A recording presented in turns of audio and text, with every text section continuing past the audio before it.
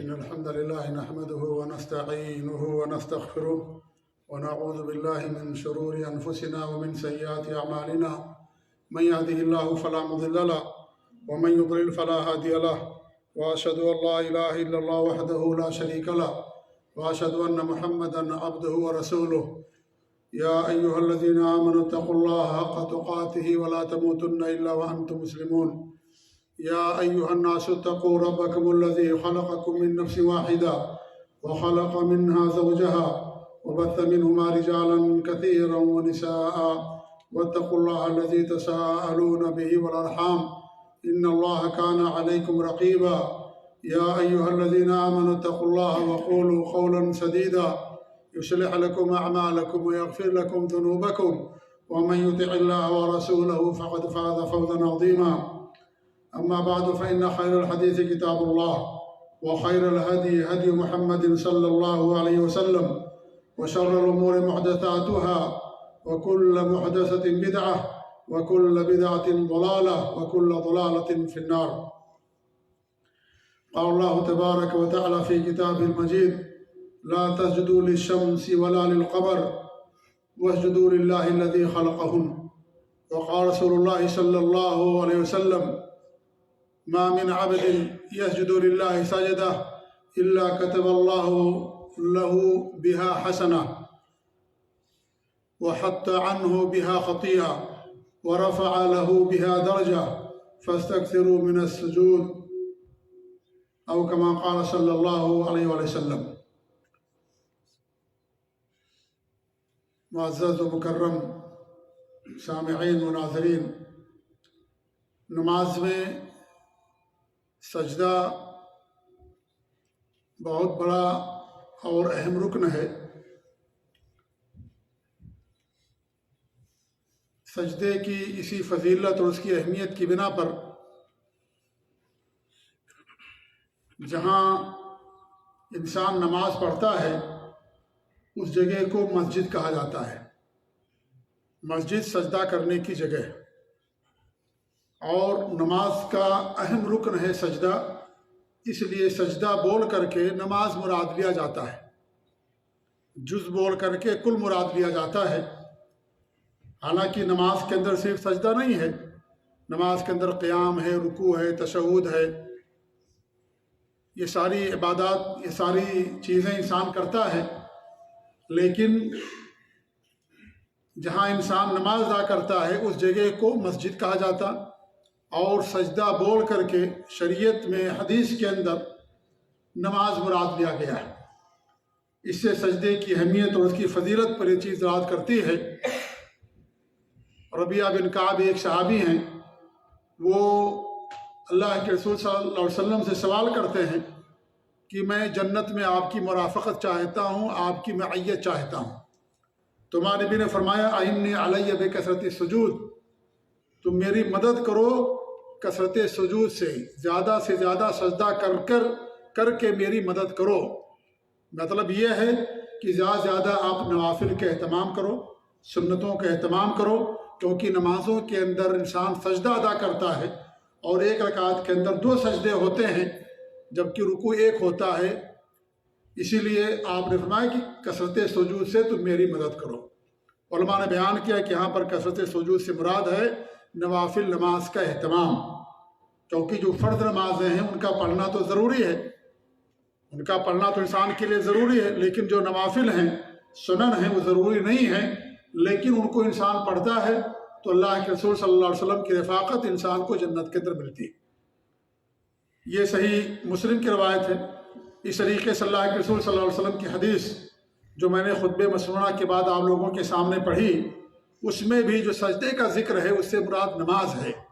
اللہ کے فرماتے ہیں: ما من عبد یسجد للہ سجدہ، جو بندہ بھی اللہ کے لیے سجدہ کرتا ہے، الا کتب اللہ لہ بہا حسنہ، اللہ رب العالمین اس کے لیے نیکی لکھتا ہے، وحط عنہ بہا خطیئہ، اس سجدے یعنی اس نماز کے ذریعے سے اللہ تعالیٰ گناہ کو مٹا دیتا ہے، ورفع لہ بہا درجہ، اور اس سجدے اور اس نماز کے ذریعے سے اللہ تعالیٰ اس کے درجے کو بلند کرتا ہے۔ فاستکثروا من السجود، لہذا کثرت سے سجدہ کیا کرو، یعنی کثرت سے نوافل کا اہتمام کرو۔ تو یہاں سجدہ بول کر کے نماز مراد لیا گیا۔ اس سے سجدے کی اہمیت اور اس کی فضیلت پر یہ چیز رات کرتی ہے۔ سجدے کے اندر بندہ اللہ رب العالمین کے سب سے زیادہ قریب بھی ہوتا ہے۔ صحیح بخاری اور صحیح مسلم کی حدیث ہے کہ اللہ کے رسول صلی اللہ علیہ وسلم فرماتے ہیں اقرب ما یکون العبد من ربی وهو ساجد فاکثر الدعاء۔ سب سے زیادہ بندہ اپنے اللہ کے قریب کب ہوتا ہے؟ سجدے کی حالت میں ہوتا ہے، لہذا تم کیا کرو؟ کثرت سے دعا کرو۔ سجدے کے اندر دعائیں قبول ہوتی، انسان اللہ کے زیادہ قریب ہوتا ہے، کیونکہ انسان اپنی پیشانی کو اللہ رب العالمین کے سامنے رکھ دیتا ہے۔ اس لیے سجدے کے اندر انسان اللہ رب العالمین کے بے حد قریب ہوتا ہے۔ اور ایک حدیث میں فرمایا کہ اما الرکوع فعظموا فیہ الرب واما السجود فاجتہدوا فی الدعاء فقمنوا ان یستجاب لکم۔ صحیح مسلم کی روایت آپ فرماتے ہیں کہ جب رکوع کرو تو رکوع کے اندر اللہ رب العالمین کی تعظیم کرو، سبحان ربی العظیم ہم سجدے رکوع کے اندر پڑھتے ہیں۔ اور جب سجدہ کرو فاجتہدوا فی الدعاء، سجدے کے اندر دعا کے اندر اجتہاد کرو، کثرت سے دعا کرو، زیادہ زیادہ دعا کرو۔ فقمنوا ان یستجاب لکم، مناسب یہ ہے کہ اللہ تعالیٰ تمہاری دعا کو قبول کر لے گا۔ تو سجدے کی دعا اللہ رب العالمین قبول کرتا ہے۔ سجدے میں انسان کے اندر تذلل انکساری پائی جاتی ہے، خاکساری پائی جاتی ہے، اللہ کی تعظیم پائی جاتی ہے کہ انسان اپنے پیشانی کو بھی اللہ رب العالمین کے در میں اللہ تعالیٰ کے سامنے جھکا دیتا ہے۔ تو اس لیے سجدے کے اندر انسان کی دعائیں قبول کی جاتی ہیں، اور بندہ اللہ رب العالمین کے سب سے زیادہ قریب ہوتا ہے جب انسان نماز کے اندر سجدے کی حالت میں ہوتا ہے۔ سجدہ عبادت ہے، اس لیے غیر اللہ کا سجدہ کرنا شریعت کے اندر حرام ہے اور یہ شرک ہے۔ اللہ کے علاوہ کسی کا بھی سجدہ کرنا، چاہے وہ نبی ہو، رسول ہو، فرشتے ہوں، دنیا کی کتنی ہی بڑی ہستی کیوں نہ ہو، کسی کا بھی سجدہ کرنا شریعت کے اندر حرام اور ناجائز اور شرک ہے، اور یہ بڑا شرک ہے۔ ایسا شرک جس کا کرنے والا اگر توبہ کیے بغیر مر جائے تو ہمیشہ ہمیشہ جہنم کے اندر رہے گا۔ اگر بغیر توبہ کے مر گیا تو ایسے انسان کی مغفرت نہیں ہوگی، کیونکہ یہ بہت بڑا گناہ ہے اور بڑا یہ شرک ہے، اور شرک کرنے والوں پر اللہ رب العالمین نے جنت کو حرام کر دیا ہے۔ جب یہ بات ہم کہتے ہیں کہ غیر اللہ کا سجدہ کرنا حرام ہے، کسی نبی، کسی رسول کا، فقیر کا، پیر کا، کسی مزار کا، کسی قبر کا، کسی بادشاہ کا، کسی بھی شخص کا سجدہ کرنا شریعت کے اندر حرام ہے، شرک ہے، تو لوگ یہ کہتے ہیں کہ اللہ رب العالمین نے فرشتوں کو حضرت آدم کا سجدہ کرنے کا حکم دیا تھا۔ حضرت آدم نبی تھے، حضرت آدم بھی مخلوق، اللہ ان کو پیدا کیا، اللہ ان کو بنایا اپنے ہاتھوں سے، تو پھر اللہ رب العالمین نے کیوں حکم دیا فرشتوں کو کہ سجدہ کریں؟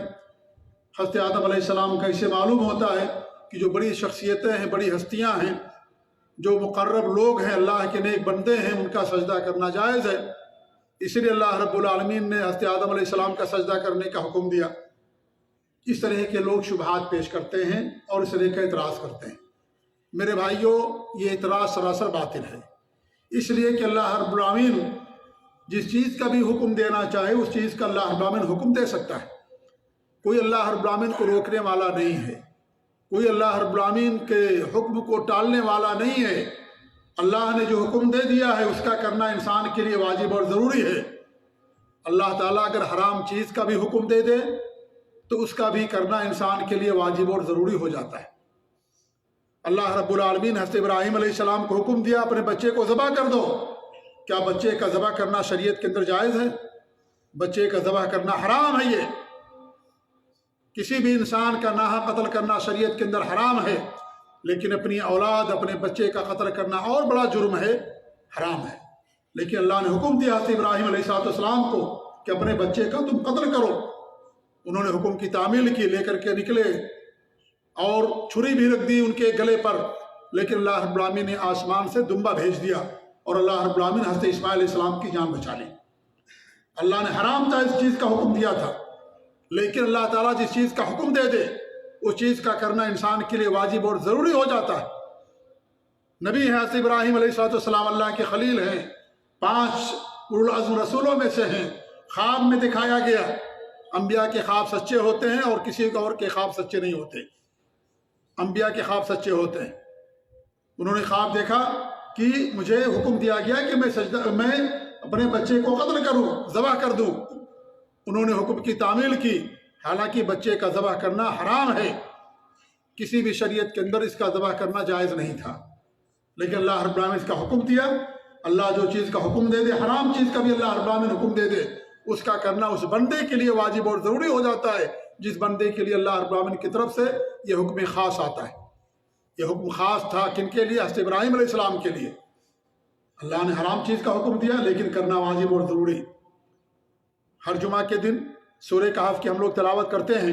سورہ کہف میں اللہ رب العالمین نے حضرت خضر اور موسیٰ علیہ السلام کا واقعہ بیان کیا ہے۔ حضرت خضر علیہ السلام نے ایک کشتی توڑ دی۔ کیا کشتی کا توڑنا صحیح ہے؟ یہ کسی کی جائیداد کو نقصان پہنچانا، کسی کے گھر کو نقصان پہنچانا صحیح ہے؟ یہ غلط ہے، یہ حرام ہے۔ یہ کہ ہم کسی کے جائیداد کو نقصان پہنچا دیں، کسی کی سواری کو توڑ دیں۔ کیا آپ کو کوئی گاڑی نظر آئے باہر کھڑی ہوئی، آپ اس کا شیشہ توڑ دیں، آپ اس کا دروازہ توڑ دیں؟ حرام ہے ایسا کرنا، کسی بھی انسان کی جائیداد کو نقصان پہنچانا۔ لیکن اللہ رب العالمین کا حکم تھا ان کے لیے کہ کشتی کو توڑ دو، سوراخ کر دو اس کے اندر۔ جب حکم آ گیا تو ان کے لیے ماننا واجب اور ضروری ہو گیا۔ اسی واقعے کے اندر اللہ رب العالمین نے بیان کیا ہے کہ انہوں نے ایک بچے کو قتل کر دیا تھا۔ کیا بچے کے قتل کرنا جائز ہے؟ ناجائز اور حرام ہے۔ یہ کسی کا بھی بچہ ہو انسان قتل نہیں کر سکتا، چاہے مسلمان کا بچہ ہو چاہے غیر مسلم کا بچہ ہو، انسان قتل نہیں کر سکتا۔ لیکن اللہ رب العالمین کا حکم آ گیا حضرت خضر علیہ السلام کے لیے، انہوں نے اس کو قتل کر دیا۔ حرام چیز کا حکم دیا اللہ رب العالمین نے۔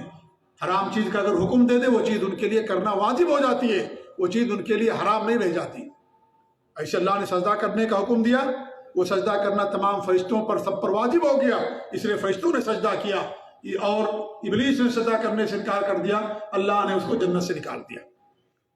اس طریقے سے آپ دیکھیے بنو اسرائیل کا واقعہ اللہ رب العالمین نے بیان کیا ہے کہ حضرت موسیٰ علیہ السلام جب بنو اسرائیل کو لے کر کے نکلے تو انہوں نے بچڑے کی پرستش کرنا شروع کر دیا، تو اللہ رب العالمین کو توبہ کرنے کا حکم دیا۔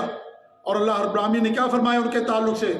اللہ کہتا ہے اذ قال موسیٰ لقومہ، جب موسیٰ علیہ السلام نے اپنی قوم سے کہا یا قوم انکم ظلمتم انفسکم باتخاذکم العجل، اے میری قوم کے لوگوں تم نے اپنے اوپر ظلم کیا ہے بچڑے کی پوجا کر کے، فتوبوا الی باریکم، اپنے رب کے پاس جاؤ، توبہ کرو، اپنے رب کی طرف لوٹ کر کے آؤ، توبہ کرو، فقتلوا انفسکم، اپنے آپ کو قتل کرو، ذالکم خیر لکم عند باریکم، تمہارے رب کے پاس تمہارے لیے ہی بہتر ہے۔ ان کو قتل کرنے کا کہ ایک دوسرے کو قتل کر دیں، یہی توبہ تھی ان کی، بنو اسرائیل کی، جنہوں نے بچڑے کی پوجا کی تھی۔ اللہ رب العالمین کو حکم دیا کہ تم ایک دوسرے کو قتل کر دو۔ مورخین نے یا مفسرین نے بیان کیا ہے کہ باقاعدہ دو صف لگائی گئی، ایک آگے سب ایک پیچھے سب، یہ ان کو قتل کرتے تھے وہ ان کو قتل کرتے تھے، اس طریقے کا معاملہ ہوا۔ بعض مفسرین نے بیان کیا کہ جن لوگوں نے بچڑے کی پوجا کی تھی ان کو ایک صف کے اندر کھڑا کر دیا گیا، اور جنہوں نے پوجا نہیں کی تھی انہوں نے ان کو قتل کر دیا۔ قتل کرنے کا اللہ رب العالمین نے حکم دیا، حالانکہ کسی کا قتل کرنا حرام ہے، یہ ناجائز ہے۔ ان کی شریعت میں سختی تھی، توبہ کا ان کے ہاں یہی صورت تھی ان کے ہاں توبہ کرنے کی، تو اللہ رب العالمین کو ایک دوسرے کو قتل کرنے کا حکم دیا، حالانکہ یہ چیز حرام، لیکن اللہ تعالیٰ کا حکم آ گیا، اس کا کرنا واجب اور ضروری، لہذا اللہ رب العالمین کے کسی حکم کو کوئی انکار نہیں کر سکتا۔ یہ اللہ رب العالمین خاص حکم تھا فرشتوں کے لیے، اور ابلیس کے لیے بھی۔ فرشتوں نے سجدہ کیا، ابلیس نے سجدہ کرنے سے انکار کر دیا، اللہ نے اس کو ہمیشہ کے لیے جہنمی قرار دے دیا اور جنت سے نکال دیا۔ لہذا اللہ رب العالمین کو ہر چیز کا اختیار ہے کہ اللہ تعالیٰ جس چیز کا حکم دینا چاہے اس کا حکم دے سکتا ہے۔ اللہ رب العالمین جو حلال چیز ہے اگر وہ کسی کے اوپر حرام کر دے تو چیز انسان کے اوپر حرام ہو جاتی ہے، کوئی اللہ کے فیصلے کو روکنے والا نہیں ہے۔ یہ اعتراض کر کے کہ بھئی اللہ تعالیٰ نے حکم دیا تھا لہذا ہم بھی سجدہ کریں گے، نعوذ باللہ۔ حضرت معاذ بن جبل آئے تھے ہمارے نبی کے پاس یمن سے، اور ہمارے نبی کا سجدہ کرنے لگے، ہمارے نبی ان کو منع کیا، کہا کہ ہم نے دیکھا یمن کے اندر کے لوگ بڑوں بڑوں کا سجدہ کرتے ہیں، لہذا آپ تو ان سب سے بڑے ہیں جن جن کا لوگ سجدہ کرتے ہیں، آپ کا بڑا اونچا مقام مرتبہ، لہذا ہم آپ کا سجدہ کریں گے۔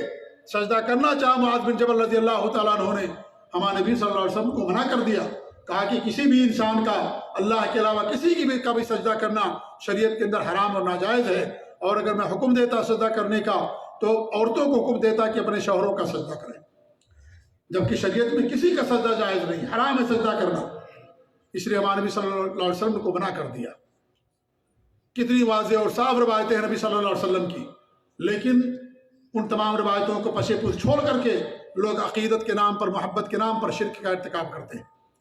تو اللہ رب العالمین کو ہر چیز کا اختیار ہے۔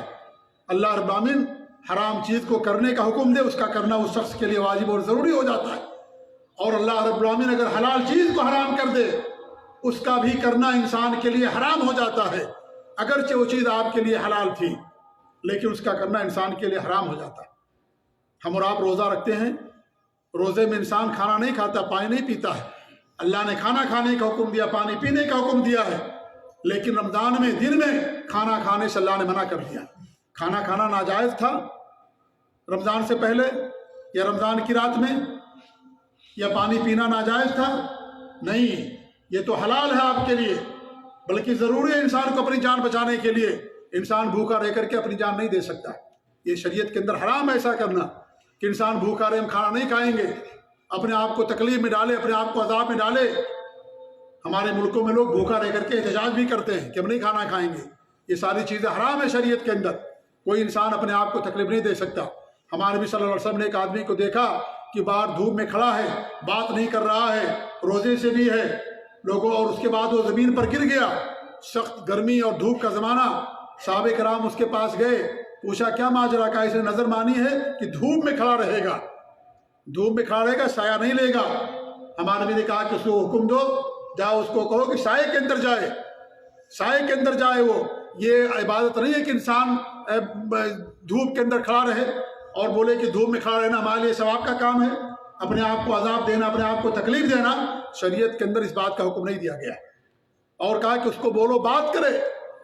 نماز کے اندر بات کرنا منع ہے، یا انسان قضاء حاجت کر رہا ہو، پیشاب پیخانہ کر رہا ہو، اس موقع پر انسان کے لیے بات کرنا منع ہے، لیکن انسان ایسے ہی کسی سے بات نہ کرے کہ میں آج بات نہیں کروں گا کسی سے، انسان غلط بات نہ کرے۔ اللہ نے زبان دی حق بات کہنے کے لیے، خیر کے لیے، انسان زبان کو خیر اور حق بات کے لیے استعمال کرے۔ تو یہ عبادت نہیں ہے کہ انسان یہ کہے کہ میں کسی سے بات نہیں کروں گا، میں کسی سے گفتگو نہیں کروں گا۔ ہمارے نبی نے منع کر دیا، کہا کہ اس کو بولو کہ بات کرے۔ اور جہاں تک روزے کی بات ہے، روزہ پورا کر لے، وہ روزہ پورا کر لے، لیکن بات کرے اور سائے کے اندر جائے، دھوپ سے اپنے آپ کو بچائے۔ تو یہ بھوکا رہنا یہ ثواب کا کام نہیں ہے، یہ شریعت کے اندر اس سے منع کیا گیا۔ لیکن اللہ رب العالمین نے صبح صادق سے لے کر کے سورج کے غروب ہونے تک ہمیں کھانے پینے سے، ان تمام چیزوں سے منع کر دیا ہے۔ حالانکہ یہ چیز حلال تھی ہمارے لیے اور حلال ہے، لیکن دن کے اندر سے منع کر دیا گیا۔ اللہ رب العالمین کو کوئی روکنے والا نہیں، اللہ کا جو حکم آ جائے اس کا ماننا واجب اور ضروری۔ دن میں انسان رمضان کی حالت میں روزے میں اپنی بیوی کے پاس بھی نہیں جا سکتا ہے، حالانکہ انسان شادی اسی لیے کرتا ہے۔ اللہ کے رسول کی حدیث ہے، ایسی عورتوں شادی کرو جس سے جو زیادہ بچے دینے والی ہو، رحم دل مہربان ہو، میں قیامت کے دن کثرت امت پر فخر کروں گا۔ لیکن اللہ رب العالمین نے دین اسلام کے اندر رمضان میں دن میں روزہ رکھنے کی حالت میں منع کر دیا گیا کہ انسان اپنی بیوی کے پاس نہ جائے، منع ہے یہ حرام۔ حالانکہ بیوی کے پاس جانا یہ ثواب کا کام ہے، یہ حرام کا کام نہیں ہے۔ یہ اللہ کے رسول صلی اللہ علیہ وسلم کی حدیث، اگر کوئی آدمی حلال طریقے سے اپنی شہوت پوری کرتا ہے تو اللہ تعالیٰ اس کو اجر دیتا ہے، کیونکہ اگر وہ حرام طریقے سے شہوت پوری کرے گا تو اس کے لیے گناہ ہوتا ہے، اور حلال طریقے سے کرے گا تو اللہ تعالیٰ اس کو اجر اور ثواب دیتا ہے۔ آدمی اپنی بیوی کے منہ میں لقمہ بھی ڈالتا ہے تو اللہ رب العالمین اس کو اجر اور اس کو ثواب دیتا ہے۔ لقمہ کھلاتا آنے والا اس کے منہ میں ڈالتا ہے، پیار اور محبت سے اللہ تعالیٰ اسے اجر دیتا ہے۔ لیکن روزے کی حالت میں ایک بندے مومن سے، ایک مسلمان سے منع کر دیا گیا کہ اپنی بیوی کے پاس روزے کی حالت میں دن میں نہیں جا سکتا ہے، منع ہے اس کے لیے، حالانکہ چیز اس کے لیے حلال تھی میرے بھائیوں، لیکن پھر بھی منع کر دیا گیا۔ آپ عمرہ کرنے جاتے ہو، جب آپ لبیک اللہم عمرتن کہہ کر کے احرام باندھ لیتے ہو تو وہ چیزیں جو آپ کے اوپر پہلے سے حلال تھی حرام ہو جاتی ہیں۔ آپ خوشبو نہیں لگا سکتے، کیا خوشبو لگانا حرام ہے؟ یہ حلال ہے خوشبو لگانا شریعت کے اندر۔ ہمارے نبی کو دنیا کی چیزوں میں سے دو چیزیں سب سے زیادہ محبوب اور پسندیدہ تھی، ایک خوشبو اور ایک عورت اور بیوی۔ اتنی پسندیدہ تھی آپ کو خوشبو، احرام باندھنے سے پہلے اپنے جسم کے اوپر خوشبو لگایا کرتے تھے، حضرت عائشہ لگا دیا کرتی تھی جسم کے اوپر، سر میں اور داڑھی کے بال میں، جسم کے اوپر، کپڑے پر نہیں، احرام کے کپڑے پر لگانا منع ہے۔ خوشبو اتنا زیادہ آپ سے پیار محبت کرتے تھے، اتنی آپ کو پسندیدہ تھی خوشبو، لیکن آپ نے احرام باندھ لیا، اب آپ کے لیے خوشبو لگانا حرام ہو گیا۔ جب تک آپ عمرے سے فارغ نہیں ہو جائیں گے، جب تک آپ حج سے فارغ نہیں ہو جائیں گے، اس وقت تک آپ کے لیے خوشبو لگانا حرام۔ یہ چیز حلال تھی نا، حلال ہے، لیکن جو احرام کی حالت میں اس کے لیے منع کر دیا گیا ہے۔ اللہ منع کرنے والا ہے، اللہ نے حلال چیز کو منع کر دیا، لہذا اسے رکنا آپ کے لیے ضروری ہے۔ حرام چیز کو اللہ نے حلال کر دیا آپ کے لیے، اس کا کرنا ضروری ہے آپ کے لیے۔ اس لیے فرشتوں کے لیے واجب تھا کہ حضرت آدم علیہ السلام کا سجدہ کریں، تو اللہ رب العالمین کو اختیار ہے۔ آپ سلے ہوئے کپڑے نہیں پہن سکتے مرد لوگ احرام کی حالت میں، سلا ہوا کپڑا پہننا منع، حرام ہے ان کے لیے۔ اگر پہنیں گے تو ان کو کیا کرنا پڑے گا؟ کفارہ دینا پڑے گا۔ ناخن کاٹنا حرام، سر کا ڈھانکنا حرام، یا اس طریقے چہرے کا ڈھانکنا حرام، سلے ہوئے کپڑا پہننا حرام۔ مردوں کے لیے تمام چیزیں حرام ہو جاتی ہیں، حالانکہ یہ ساری چیزیں حلال تھیں۔ وقتی طور پر احرام باندھ کر کے عمرہ یا حج کی نیت سے مکہ جانے والے بندے پر اللہ نے اس کو حرام کر دیا۔ ہر بندے پر حرام نہیں ہے یہ۔ آپ یہاں کر سکتے ہیں، آپ نے عمرہ کر لیا، خوشبو لگائیے، ناخن کاٹ لیے، کوئی حرج کی بات نہیں، لیکن خوشبو کیا نام ہے احرام کی حالت میں اللہ رب العالمین نے اس سے منع کر دیا کہ آپ احرام کی حالت میں نہیں لگا سکتے۔ تو اللہ رب العالمین کو اختیار ہے کہ اللہ رب العالمین جس چیز کا حکم دینا چاہے اس کا حکم دے، جس چیز کو منع کرنا چاہے اس کے لیے منع کر دے۔ لہذا اس بات کو دلیل بنا کر کے سجدے کو جائز قرار دینا یہ شریعت کے اندر حرام و ناجائز ہے۔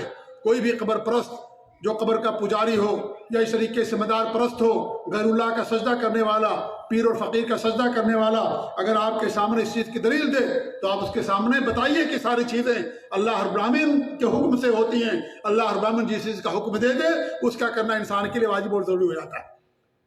ایک اور بات بتاؤں آپ لوگوں کو، قیامت کے دن اللہ رب العالمین ان لوگوں کی آزمائش کرے گا جن لوگوں تک اسلام کی دعوت نہیں پہنچی تھی، یا جو گونگے اور بہرے، مجنون اور پاگل تھے، اللہ تعالیٰ قیامت کے دن ان کی آزمائش کرے گا۔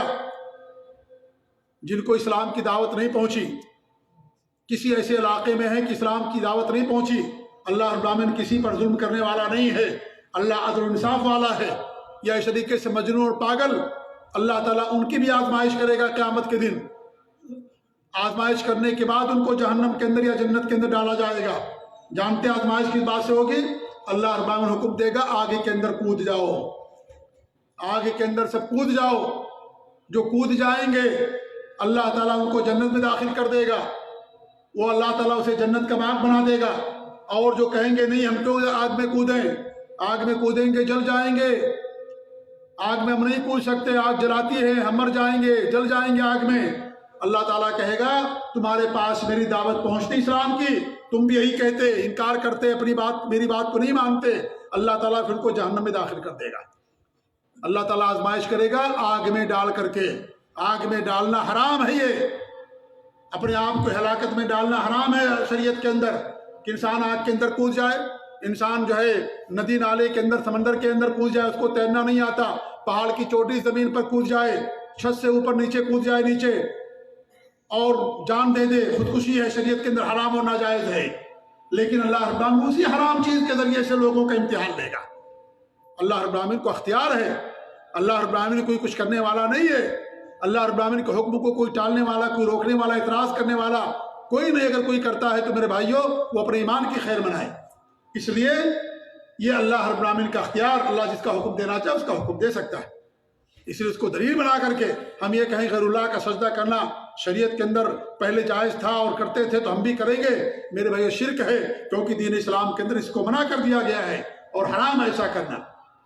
آج دیکھیے لوگ پیروں کا، فقیروں کا اور نہ جانے کن کے لوگ سجدہ کرتے ہیں، زندوں کا، مردوں کا لوگ سجدہ کرتے ہیں، یہ کھلا ہوا شرک ہے میرے بھائیوں۔ اسی شرک کو منع کرنے کے لیے اللہ کے رسول صلی اللہ علیہ وسلم دنیا کے اندر بھیجے گئے تھے۔ زمانہ جاہلیت کے اندر بھی لوگ غیر اللہ کا سجدہ کرتے تھے، مزاروں پر جاتے تھے، قبروں پر جاتے تھے، وہاں جا کر باقاعدہ طواف کرتے تھے، وہاں جانور پیش کرتے تھے، وہاں ذبح کرتے تھے جانوروں کو، وہاں جا کر کے سجدے کیا کرتے تھے۔ جو عبادات اللہ تعالیٰ کے لیے، ان عبادات کو غیر اللہ کے لیے کیا کرتے تھے، یا غیر اللہ کے ساتھ اللہ کے لیے بھی کرتے تھے، غیر اللہ کے لیے بھی کرتے تھے۔ آج کا وہی مسلمان کا حال ہے، اللہ کے لیے بھی سجدہ کرتا ہے نماز میں اور غیر اللہ کے لیے بھی سجدہ کرتا ہے۔ اللہ کے لیے وہ نیکیاں جو ہے عبادت کرتا ہے، غیر اللہ کی بھی عبادت کرتا ہے، اللہ کی بھی قسم کھاتا ہے، غیر اللہ کی بھی قسم کھاتا ہے، اللہ کے گھر کا طواف بھی کرنے آتا ہے، عمرہ کرنے اور حج کرنے کے لیے، لیکن جب واپس جاتا تو اپنے جو ہے مزاروں کو بھی جا کر کے طواف کرتا ہے اور کہتا ہمارا حج مکمل نہیں ہوگا۔ آج کتنے ایسے مسلمان ہیں جب تک اجمیر نہیں جائیں گے، جب تک علی حجویری کی قبر کا مزار کا جا کر کے ہم زیارت نہیں کریں گے ہمارا حج نہیں ہوگا۔ لوگ حج کو ناقص سمجھتے ہیں میرے بھائیوں، اس لیے حج کرنے کے بعد بہت سارے لوگ وہاں بھی جاتے ہیں دیدار کرنے کے لیے، زیارت کرنے کے لیے، تاکہ ہمارا حج مکمل ہو جائے۔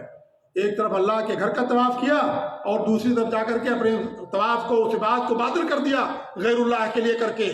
یہ عبادات اللہ کے علاوہ کسی کے لیے کرنا حرام ہے شریعت کے اندر۔ اللہ کی بات بھی کی جا رہی ہے، غیر اللہ کی بھی بات ہو رہی ہے۔ اسی بات کو اللہ نے فرمایا وَأَنَّ الْمَسَاجِدَ لِلَّهِ فَلَا تَدْعُوا مَعَ اللَّهِ أَحَدًا، مسجدیں اللہ رب العالمین کا گھر ہیں، اللہ تعالیٰ کے ساتھ ساتھ کسی دوسرے کو نہ پکارو۔ اللہ کے علاوہ کسی کو پکارنا کفر ہے، یہ اللہ کے ساتھ ساتھ کسی کو پکارنا یہ شرک کہلاتا ہے۔ آپ نے اس کو اللہ کے برابر کر دیا۔ شرک کے معنی ہوتے برابر کرنا، جو عبادات اللہ کے لیے ہیں ان عبادات میں آپ نے اس کو اللہ کے برابر کر دیا، اسی کو شرک کہا جاتا ہے میرے بھائیوں۔ سجدہ اللہ کے لیے خاص ہے، غیر اللہ کا سجدہ کرنا حرام ہے، شریعت کے اندر ناجائز ہے، اس لیے سجدہ انسان کے لیے جائز نہیں ہے۔ ایسا کرنے والا انسان اسلام کے دائرے سے نکل جاتا ہے۔ ہم اپنے عقیدے کی حفاظت کریں، یہی ہماری پہچان ہے، یہی ہماری اساس ہے میرے بھائیوں۔ اللہ کے رسول نے فرمایا تھا ابو ذر رضی اللہ عنہ سے، اگر تمہیں قتل کر دیا جائے لا تشرک باللہ وان قتلت حرقت، اللہ تعالیٰ کے ساتھ کبھی شرک نہ کرنا، چاہے تمہیں قتل کر دیا جائے چاہے تمہیں جلا دیا جائے، گوارا کر لینا جل جانا، قتل ہو جانا گوارا کر لینا، لیکن کبھی بھی اللہ رب العالمین کے ساتھ تم شرک نہ کرنا، کبھی نہ شرک کرنا اللہ تعالیٰ کے ساتھ، کیونکہ شرک کرو گے ہمیشہ ہمیشہ کے لیے جہنم۔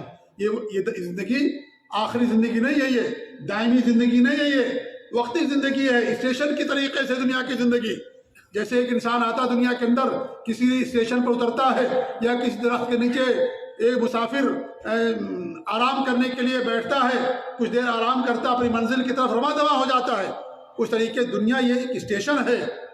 اس کے بعد آنے والی زندگی برزخی زندگی، اس کے بعد آنے والی اخروی اور دائمی اور ابدی اور سرمدی زندگی ہے، جنت اور جہنم کی شکل میں۔ اس لیے دنیا ہمیشہ رہنے والی نہیں ہے، ایک دن ختم ہو جائے گی، انسان ختم ہو جاتا مر جاتا ہے۔ اس لیے ہمارے نبی نے فرمایا کہ اللہ تعالیٰ کے ساتھ کبھی بھی شرک نہ کرنا، اور چاہے تمہیں قتل کر دیا جائے چاہے تمہیں جلا دیا جائے، کیونکہ انسان کے پاس سب سے قیمتی سرمایہ، سب سے قیمتی چیز اگر انسان کے پاس ہے اس کی توحید ہے، اس سے بڑا سرمایہ انسان کے پاس نہیں ہو سکتا ہے۔ دنیا کی ساری دولت انسان لگا دے گا قیامت کے دن تو بھی جنت کا حقدار نہیں بنے گا اگر اس نے اللہ رب العالمین کے ساتھ شرک کیا۔ ساری دولت لگا دے، پوری دنیا پیش کر دے، لوگ آئیں گے پوری دنیا فدیے میں پیش کرنا چاہیں گے، پوری دنیا لے کر کے ہم کو جہنم سے نکال دیا جائے، نہیں نکالا جائے گا، جنت کے اندر نہیں جا سکتے۔ وہ سب سے مالدار انسان ہوا ہے جو موحد ہے، سب سے مالدار انسان ہوا ہے جو نبی کی سنتوں پر عمل کرنے والا، توحید پر قائم رہنے والا، شرک سے دور رہنے والا، وہ دنیا کا سب سے مالدار انسان ہے۔ اس سے زیادہ کوئی مالدار دنیا کے اندر انسان نہیں ہے۔ یہ اگرچہ وہ دنیا کے اندر فقیر لوگ اسے کہیں، لیکن اللہ کی نظر میں اور حقیقت میں دنیا کا سب سے مالدار انسان ہے، کیونکہ دنیا کی سب سے قیمتی متاع، دنیا کی سب سے قیمتی چیز اس بندے کے پاس ہے، چاہے دنیا کا مال اس کے پاس ہو نہ ہو۔ یہ سب سے قیمتی چیز توحید میرے بھائیوں، اس سے بڑی کوئی چیز نہیں ہے، یہی ہماری پہچان ہے، اسی کے اللہ رب العالمین انبیاء اور رسول دنیا کے اندر بھیجے، لہذا اس کی حفاظت کرنا ہماری اور آپ کی ہر مسلمان کی ذمہ داری ہے۔ ایسا نہیں ہے کہ انسان دنیا کے لیے کے عوض اپنی توحید کو بیچ دے اور شرکوں کو گلے لگا لے، اللہ تعالیٰ کے ساتھ کفر کرنا شروع کر دے، غیر اللہ کی بات کرنا شروع کر دے۔ یہ کلمہ انسان کے لیے کچھ فائدہ مند نہیں ہوگا۔ کلمہ اس وقت فائدہ کرے گا جب انسان اس کلمے کے تقاضے کے مطابق عمل کرے گا تو فائدہ ہوگا۔ اگر کلمے کے تقاضے کے مطابق عمل نہیں ہوا انسان کا، کلمہ زندگی میں 50 مرتبہ پڑھے، 50 حج کرے، دن رات نمازوں کے اندر رہے، تہجد کی نماز پڑھے، دنیا کا ہر خیر کا کام کرے، اس کا کوئی فائدہ انسان کو ملنے والا نہیں ہے، کیونکہ اساس اور بنیاد ہے یہ بنیاد، یہ روح ہے۔ یہ اگر انسان کے جسم کے اندر سر نہیں ہے، انسان ہاتھ پاؤں سے کچھ فائدہ نہیں اٹھا سکتا ہے۔ اگر درخت کی جڑ نہیں ہے میرے بھائیوں، وہ درخت سوکھ جائے گا، اور وہ درخت جو ہے سوکھ جاتا ہے اور اس کا کوئی فائدہ نہیں ہوتا۔ اس لیے یہ اساس، یہ روح ہے، یہ جان ہے ہماری توحید۔ توحید کی امانت سینوں میں ہے ہمارا، آسان نہیں مٹانا نام و نشاں ہمارا۔ یہ سب سے عظیم سرمایہ، سب سے قیمتی دولت جو اللہ رب العالمین نے ہم اور آپ کو دی ہے، توحید کی دولت ہے، شرک نہ کرنے کی دولت ہے، لہذا اس کی حفاظت کرنا بھی ہمارے اوپر سب سے عظیم ذمہ داری ہے کہ ہم ان کی حفاظت کریں۔ تو غیر اللہ کا سجدہ کرنا شریعت کے اندر حرام اور ناجائز ہے۔ ایک سجدہ ایسا ہے جو بدعت ہے، جو بدعت ہے ایک سجدہ کرنا۔ ہمارے بہت سارے لوگ نماز پڑھ لیتے ہیں، نماز پڑھنے کے بعد ایک سجدہ کرتے ہیں، کچھ دیر سجدہ کریں گے، اس کے بعد چلتے چلے جائیں گے۔ یہ سجدہ کرنا بدعت ہے، جائز نہیں ایسا سجدہ کرنا، ایسا سجدہ کرنا جائز نہیں ہے۔ اگر آپ نماز کے اندر کچھ بھول گئے ہیں، واجب چھوڑ دیے ہیں، تو سجدے سہو کرنا واجب ہوتا ہے۔ نماز کا سجدہ یہ رکن ہے، سجدے سہو واجب ہے۔ نماز میں آپ بھول گئے، سجدے سہو کرنا پڑتا ہے۔ قرآن کی تلاوت کرتے ہیں، سجدہ آ جاتا ہے، یہ مسنون اور مستحب ہے۔ سجدے شکر ہے، آپ کو کوئی نعمت ملی، آپ نے شکرانے کے طور پر سجدہ کر لیا، یہ مسنون اور مستحب ہے آپ کے لیے۔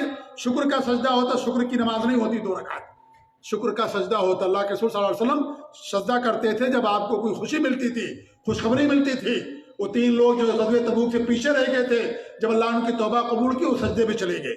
تو سجدہ کرنا یہ سجدے شکر ہوتا ہے، نہ شکرانے کی نماز نہیں ہوتی، سجدے شکر ہوتا ہے۔ یہ 4 سجدے ہیں، اور ایک سجدہ حرام جو غیر اللہ کے لیے سجدہ شرک ہے یہ، اور ایک سجدہ بدعت جو نماز پڑھ لینے کے بعد انسان ایک سجدہ کرتا ہے اور کہتا ہے کہ جو ہے اگر کچھ غلطی ہوئی ہوگی نماز کے اندر تو معاف ہو جائے گی۔ سجدے سہو 2 سجدہ ہوتا ہے، ایک سجدہ نہیں ہوتا ہے، اور سجدے سہو اس بنیاد پر نہیں ہوتا، ورنہ سارے لوگ سجدے ہی پڑے رہیں گے ہمیشہ۔ سجدے سہو یقین کی بنیاد پر کہ آپ نے واجب چھوڑ دیا ہے، واجب چھوڑنے پر یا کسی چیز کے زیادہ کر دینے پر انسان اس میں سجدے سہو کرتا ہے، یا انسان کو شک ہو گیا کم اور زیادہ میں، اس میں انسان سجدے سہو کرتا ہے۔ ویسے انسان سجدے سہو نہیں کرتا، اور سجدے سہو 2 سجدہ ہوتا ہے، ایک سجدہ نہیں ہوتا۔ سجدے شکر ایک سجدہ، سجدے تلاوت ایک سجدہ ہوتا ہے۔ نماز کے اندر 2 سجدے ہوتے ہیں ایک رکعت کے اندر، تو یہ سجدے ہیں۔ تو ایسے ہی انسان سجدہ کر لے نماز پڑھ لینے کے بعد، تو یہ سجدہ میرے بھائی علماء نے اس کو بدعت قرار دیا ہے۔ آپ نفل نماز پڑھ سکتے ہیں، جہاں پر سجدے کرنے کے تعلق سے فضیلت آئی ہے وہاں پر علماء نے معنی بیان کیا ہے، وہاں پر صرف سجدہ مراد نہیں ہے بلکہ وہاں پر نماز مراد ہے، کیونکہ نماز کی سب سے اہم ترین عبادت، اہم ترین رکن سجدہ ہے، اس لیے سجدہ کہہ کر کے نماز مراد لیا گیا ہے۔ تو یہ سجدے کے تعلق سے کچھ باتیں تھیں جو میں نے آپ لوگوں کے سامنے بیان کی ہیں۔ اللہ تعالیٰ سے دعا کہ اللہ رب العالمین ہمیں شرک سے محفوظ رکھے، اللہ ہم سب کو توحید خالص پر قائم رکھے، اور ہر طرح کی حرام چیزوں سے، شرکیہ باتوں اور کاموں سے اللہ تعالیٰ ہم سب کو محفوظ رکھے، آمین۔ بارک اللہ علیہ ولکم فی القرآن العظیم ونفعنی وإیاکم بالآیات والذکر الحکیم، انہ تعالی جواد کریم بل رؤوف رحیم۔